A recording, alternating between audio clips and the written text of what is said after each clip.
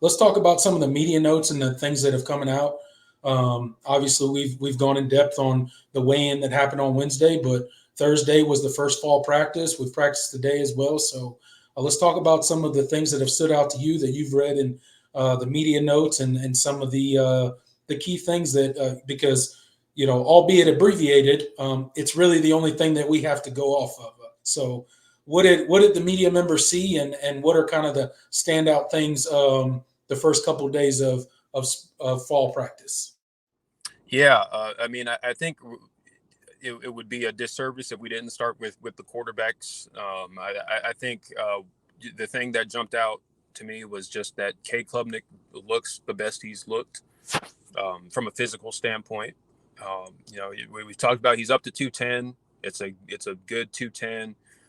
It's crazy. He's like only 18 pounds less than Phil Maffa. That doesn't sound right, but that's what he is. And that's a thing we've talked about with Cade is that, and why it's been kind of not been what we hoped in the quarterback run game, because he just simply last year he wasn't big enough to take those hits as much as he would have been asked to. And so now I think you're at a point where he's a lot sturdier. You feel a little bit more comfortable with him, escaping the pocket or on zone reads and stuff of that nature, design quarterback runs, because that's a part of Garrett Riley's offense. I mean, that's what he did at TCU with Max Duggan. They did that a ton because he was big enough, but he athletic enough to take those hits. So now Cade has always had the athleticism to do that, but he was 190. But so now he's at a point where you feel a little bit more comfortable taking those hits. And I read good things about him as far as his ball placement. Albeit they were throwing against air, so can't really take much take much from it. But he had some nice throws. Looked comfortable, looked confident. I think that's a really big thing. And that's kind of what we wanted to see. And it's not a I'm to take a quote from Susan Lloyd over on Twitter. Good follow on Twitter. She does a lot of photography in the Clemson area. But she was at the practice and she noted it was like that Cade, his confidence didn't seem to stem from the things he had done before, just from his high school days and all that. It wasn't that confident, that 5-star confidence. It was that confidence from a experience standpoint. Like he felt like it just looked a little bit different. So I thought that was a really good observation and something to point out. And then Chris Vizina, he's always looked the part, and he had some nice throws on the day as well. Trent Pierman as well.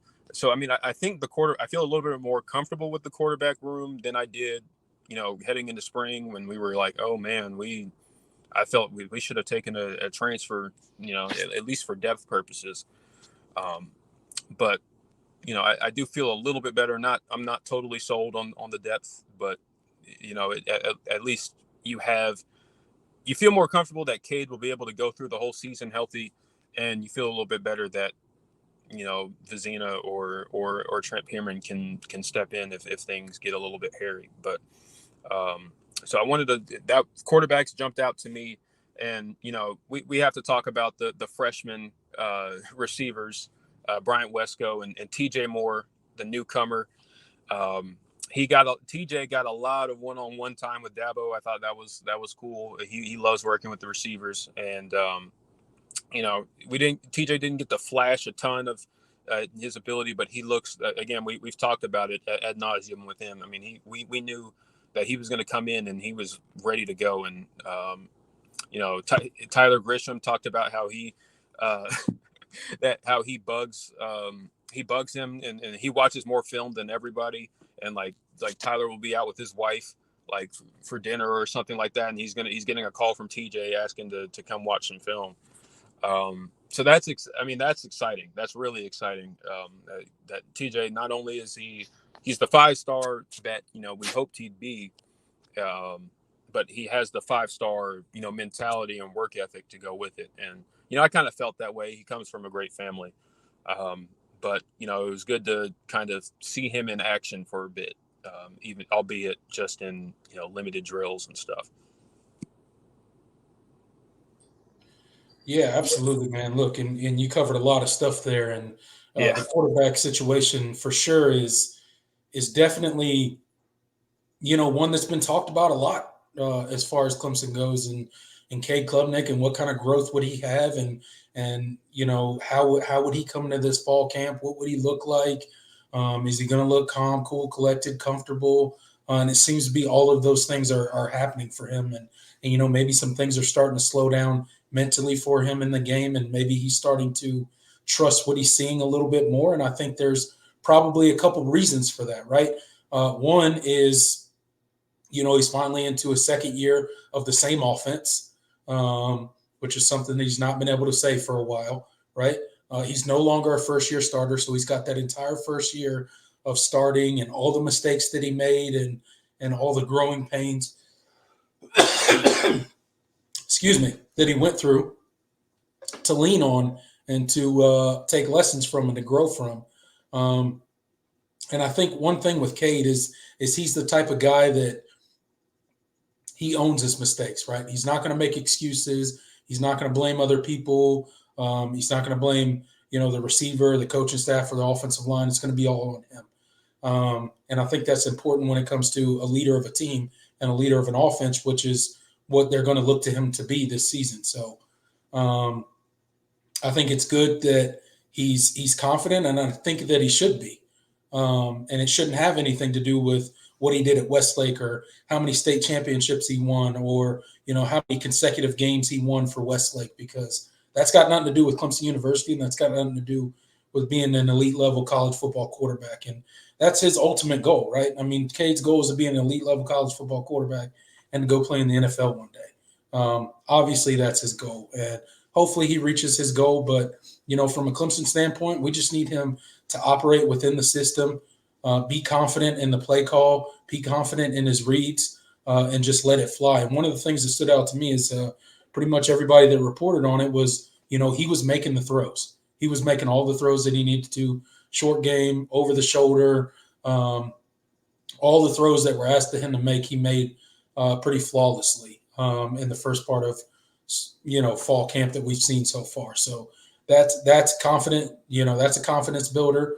The quarterbacks behind him have seemed to take somewhat of a step forward as well. So that's always a good thing. You would expect that progression from Vizina. Obviously, being a couple years in now, he's got to start developing and being ready to step in if that if his number should be called this season. That's important. And then obviously the wide receiver room. Dabo talked about it in his interview, and some of the media members have talked about it. There's a deep wide receiver room here. There's 10 guys. There's 10 guys that are really good, honestly, and none other than some of these freshmen. And you see a Brian Wesco put on 12 pounds of muscle in the summer period, bulking up because he knows he needs to. And all the plays that we saw him make in spring ball, and I'm sure that's going to continue to translate through fall camp. And then you talk about TJ Moore and him coming in and being relentless in the film room, being relentless in trying to learn this offense. And that just speaks to the character of that kid, right?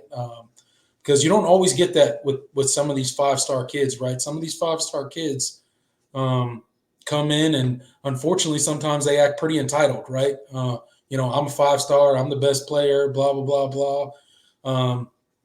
But when you get these unique five-star kids, like a TJ Moore, like a Brian West, who they come in and they just want to keep their head down and they want to work and they want to earn everything that they get, and they want to be relentless in their preparation and relentless in how they take care of their body and in the film room and taking every rep seriously in practice.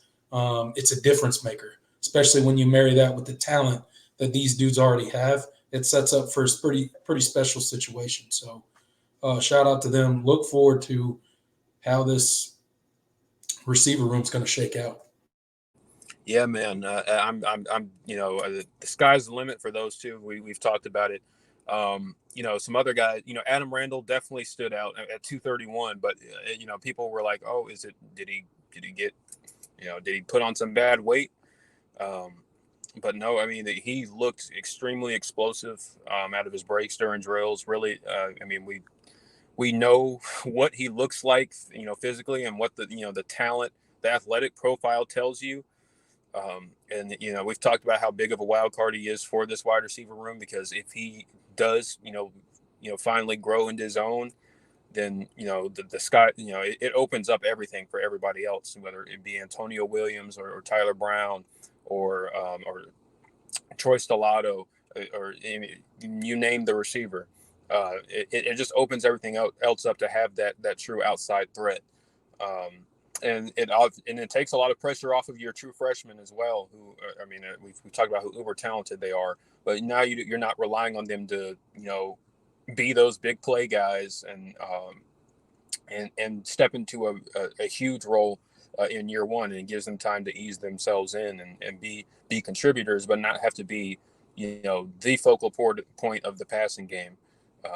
And so, we've talked about that. So Adam Randall, he's looked the part in the little bit we've seen. Of course, it's still okay. Well, you got to show us when the lights are on, when we put on the pads, and because we've heard how great you are in practice before, but you have to. Now it's time. You're off the ACL injury. You had the hand injury last year. You're healthy now. It's this is the year you got to make a big jump, and I think he definitely knows that, especially with the guys behind him, the talent behind him that's really hungry. And he's one of the older guys in the room too, so that's a big part of it as well, and growing as a leader is a big thing too. The defensive line, we've talked about it. They just continue to do their thing. They look extremely impressive. That whole room does. The defensive tackles, especially, they look the part.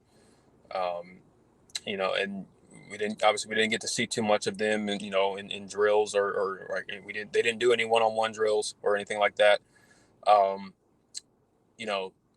They in the defensive back room, a couple of guys got shout outs. I wanted to point out Corian Gibson, the true freshman cornerback out of Texas, a guy we were extremely high on when he committed.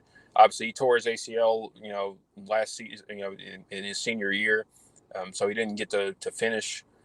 And he just kind of, I think because of that, he kind of flew under the radar a little bit. As he was recovering. I think people just, we knew how talented he was, but he just kind of fell out of the conversation because he wasn't practicing. But now he's recovered, and he looks the part. And he's another guy. I already mentioned Ashton Hampton earlier in the show. He looks the part as well. I mean, I think they really did hit it out of the park with this defensive back room too, as far as the freshman class. So shout out to Corian Gibson, and he looked good.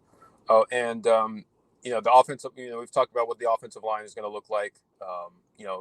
In the limited drills that they did, one of the recurring lineups was that lineup of Tristan Lay, Marcus Tate, Ryan Linthicum, Walker Parks, and Blake Miller. They got a lot of reps together. It seems like that's the preliminary group that I think they're planning on starting, and kind of who we expected. So I wanted to point that out as well.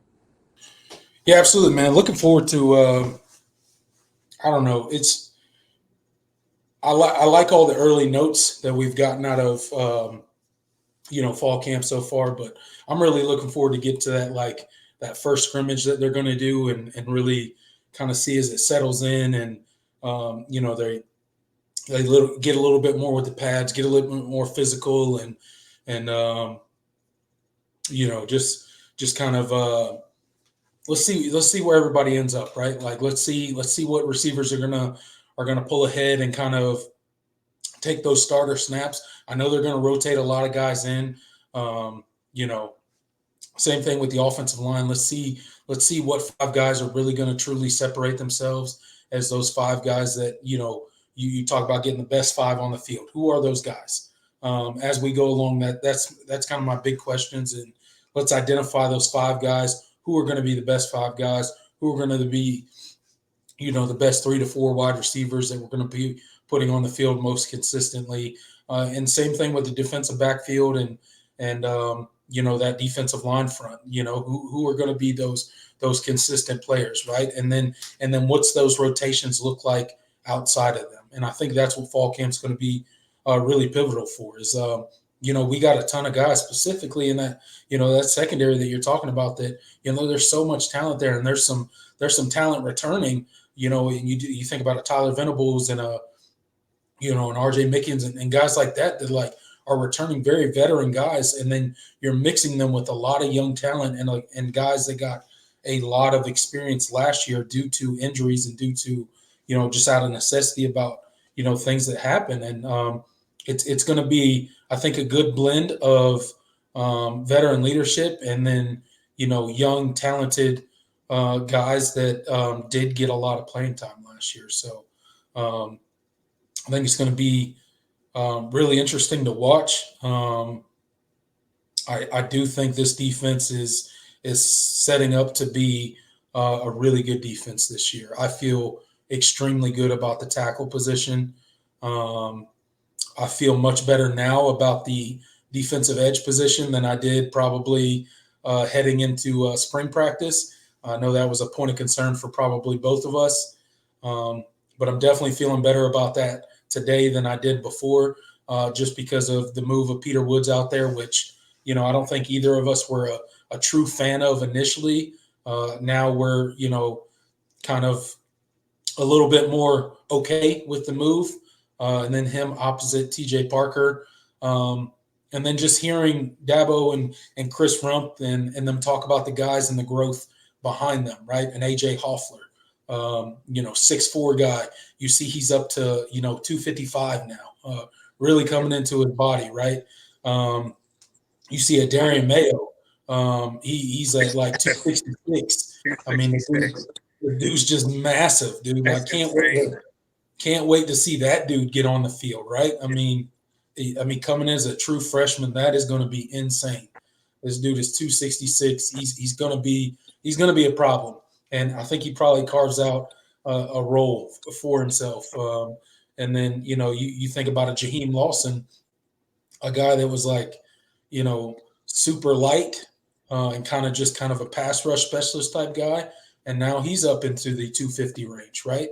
So he's changed his body, to a point where he can really compete on all downs as well. So it's really exciting to see some of those young guys starting to step up.